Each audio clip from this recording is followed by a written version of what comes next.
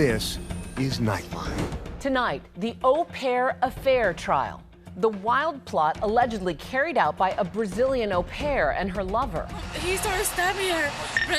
I think Brendan shot him. Using sex, lies, and a rape fantasy to set the scene for a double murder. Her explosive testimony against him. He mentioned his plan to get rid of her. The disturbing trove of secrets unearthed. If you're not familiar with it, it's a social networking app for people interested in fetishes. Plus, Heathers, the live musical revival of the 80s cult classic starring Winona Ryder and Christian Slater. I just killed my best friend. And your worst enemy. Now back as a dark comedy. Freeze your brain, shatter your skull, fight pain with more pain. Kids can be mean, and it's shown in our show. The Heathers are horrible people. How fans are showing their devotion. And Dolly celebrates her 80th.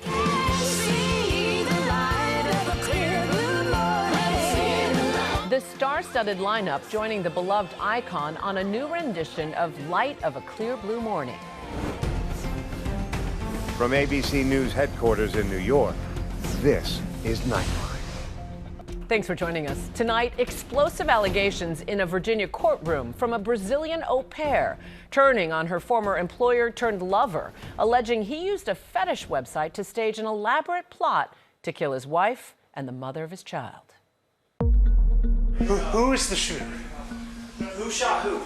The gruesome double murder. Can you come down with me? Anybody say blow up? Okay, she's breathing. She's got a lot of samples. A seemingly stunned au pair walking out of the crime scene. We're getting the ambulance here now. My whole skin is downstairs. Okay. Telling police an intruder had come in with a knife and stabbed the homeowner's wife as her husband tried to save her. He started stabbing her. I think Brendan shot him, and he asked me help to shot him too because It's okay. You don't have to get it all out right now. I never Just saw breathe. that before. It's a lot of blood and... Okay. Now, stunning details of a brazen affair and an elaborate murder scheme playing out in a Virginia courtroom as the husband, Brendan Banfield, stands trial for multiple counts of aggravated murder. While you were working for the Banfield family, did your relationship with the defendant change? Yes. How did it change? It became sexual, physical relationship.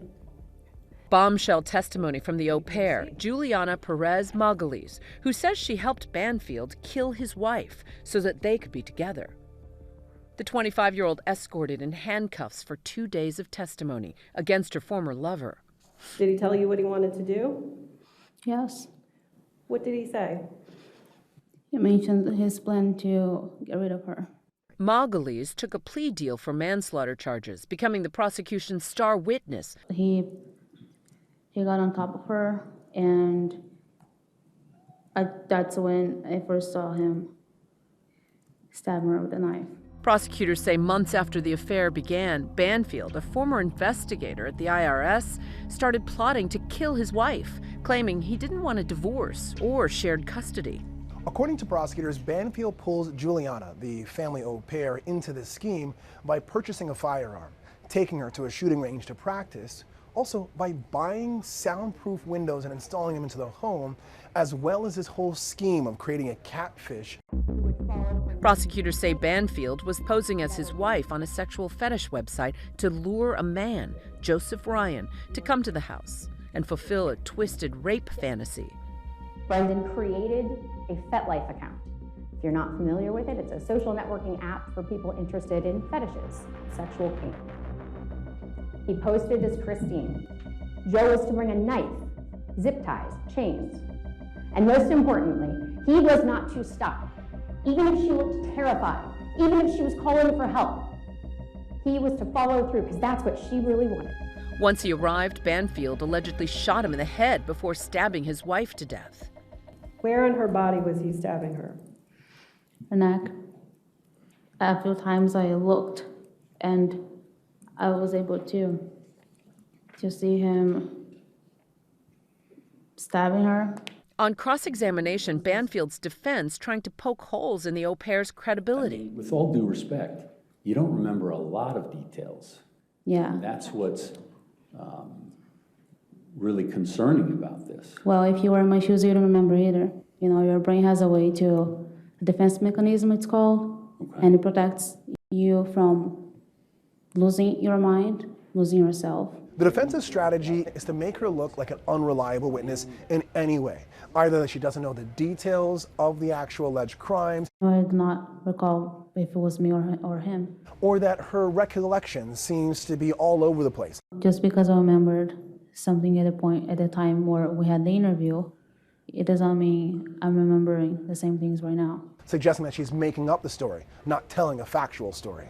The defense questioning her for hours about whether she wrote some of the incriminating messages to lure Joseph Ryan to the house. Sir, with all due respect here, I said those things are all very familiar words. I might say it's me, or I might say it's Brendan, and if I'm not sure, what am I doing? I'm guessing, and I'm not doing this. So you're not going to answer my questions about specific pieces of evidence that I'm showing you? Objection, asked and answered. Objection, argumentative. I think she says she's not going to do this. The defense then questioning Margulies about letters she wrote to Banfield's mother from prison before taking the plea deal, professing her love for him and seeming to take accountability for the murders. I would give my life for his, and I would never do anything to hurt him or against him.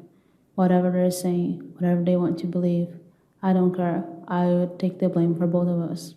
Then in messages after the plea deal, telling her mother she was in negotiations with Netflix. So they were thinking about $10,000 helps and it's good, but I want to negotiate. I want more than this because if I sign the contract, I end up losing other opportunities to make more money. We have to think, I know I can make even more than $25,000. I think your last words were, "We do deserve something." Is that right? You were charged with murder because you shot someone. Am I wrong? No, you're not. And so why would you deserve something because of that? Not because of that. I'm saying for after, when this is over, for me and my family. And again, for everything we've been through. What she'd been through was the story that captured the nation's attention in 2023. There are no words to describe the horror, the sadness. Who is the shooter? Who shot who? A double murder in an affluent Virginia suburb just 15 miles outside of D.C. And in another twist, the young nanny moving into the primary bedroom where the wife had been killed, living as a couple with Banfield, according to prosecutors. They had gotten new flooring, new bedroom furniture, and pictures that had once featured Brendan and Christine had been taken down and replaced with Brendan and Juliana together.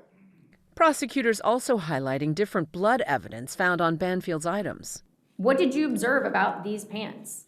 That they had blood stains on them. There was the blood stains on the knee area. Most of the stains that you saw on the pants were like almost like smears, smudges, like they came in contact with blood. This was droplets. There was staining on the shoes, on the tops, but there's also staining on the bottom and into the treads. When they look at the droplets found on Brendan's pants, they say that shows he must have been in close proximity to Christine, his wife, when she was brutally stabbed. That doesn't align with his story that Joseph Ryan committed this brutal stabbing and not him. The defense hasn't pointed to a theory as to what the smearing or blood droplets actually mean in this case, and they might not ever, because ultimately it's not the defense's burden to put evidence forward, only to show that the prosecution hasn't made out their case beyond a reasonable doubt. The prosecution will continue its case next week. With Virginia having no death penalty, if Brendan Banfield is found guilty, he'd be sentenced to life in prison without the possibility of parole. As for Margulies, she'll be sentenced once Banfield's trial ends and could get as little as time served, according to attorneys. We'll, of course, continue to follow this case as the trial continues. But when we come back, Heathers, the theatrical dark comedy send-up of the 80s film classic. Why some fans are showing up all decked out.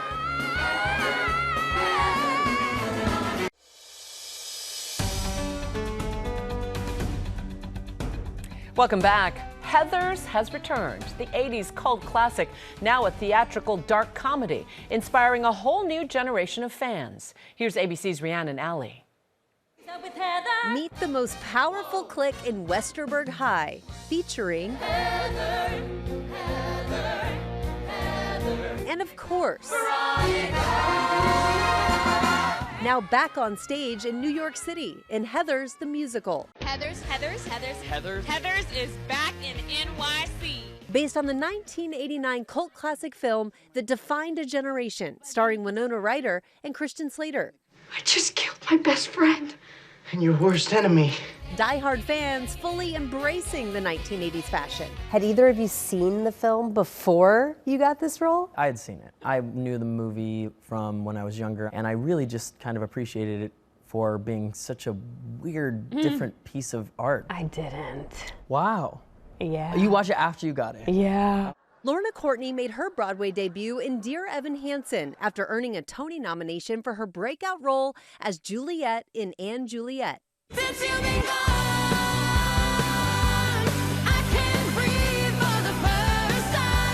She joined the original cast of Heathers as the naive Veronica Sawyer, who would kill to be popular.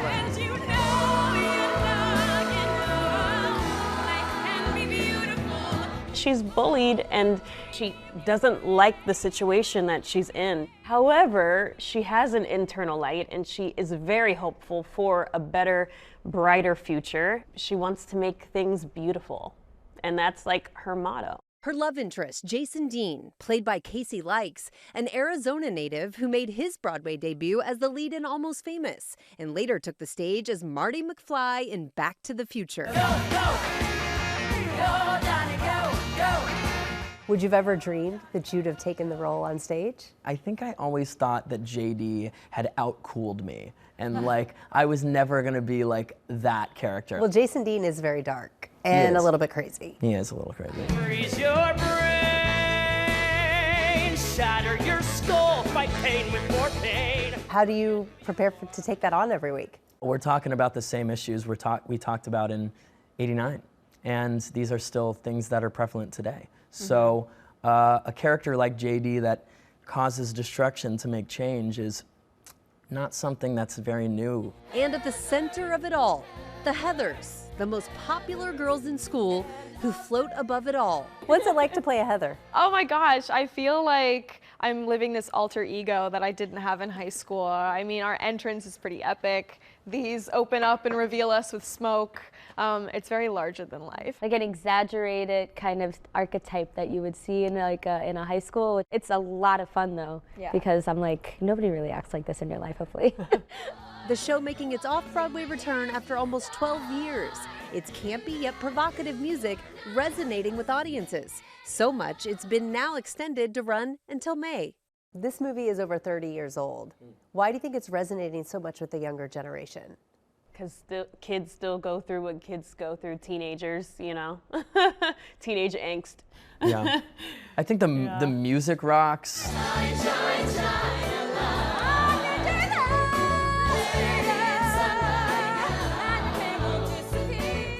You mentioned Freak, Slut, White Trash, and others. Oh yeah, oh yeah, strong language. What's been the reaction to that? Has there been any pushback? I think young people want to feel like something's written for them and by them and about their actual experience, and it's not really sunshine and rainbows in high school. Kids are mean. Kids can be mean, and it's shown in our show. The Heathers are horrible people. While the plot lines still resonate, the fashion is definitely from a bygone era. What is it like stepping back into the 80s? Neither of you were born yet. I love the shoulder pads in all of the jackets. It just makes you feel like more serious, you know? Yeah. Extremely serious.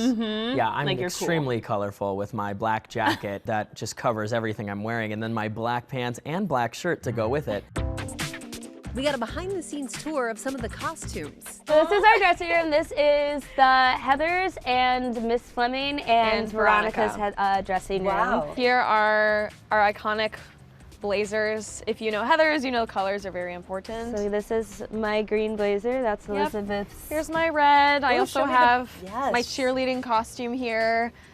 We have our heels, all our different shoes. This looks so 80s. Yes, we got the plaid going. Is a dream that should not have. At the heart of this show, everyone is just trying to fit in, even if being remembered means falling to severe peer pressure. And this time I'm never waking up. You've got bullying, you've got suicide, gun violence. How do you balance the heaviness of that with also entertaining people? For a lot of us, it's like, that's our reality, and it's unfortunate. And I think that the high schoolers in this audience can also relate to that. I always say you laugh to keep from crying, but we're kind of just making fun of the ridiculousness of what this is right now. I think that JD has always made sense to me, which is maybe not a good thing, but I just have always been like, I went to school with that kid. I know that kid. He's not a monster. He's not a scary person. He just does scary things, and we all sometimes get pushed to that zone. Let us be 17 if we still got the right. It's usually the parents that are crying more than the teens because they watch these stories of these people who are picked on connecting. By the end of the show, you've gone through so much together as an audience and the cast. People have died, people have gotten together. People have risen back up and Yes, people are alive again. How proud are you of this show? Oh, so proud. So proud. I just feel like it met me at the perfect point in life. I really want to be able to do theater like everybody that is affecting people and matters to people and is trying to change the tide in some way. And ultimately, even though people may think it's a love story about us, it's not. It's a love story that Veronica has for other people, for her school, for the greater good. So it really unifies and brings people together at the end. Our thanks to Rhiannon. When we come back, Dolly's new music, how Light of a Clear Blue Morning got an all-star revamp.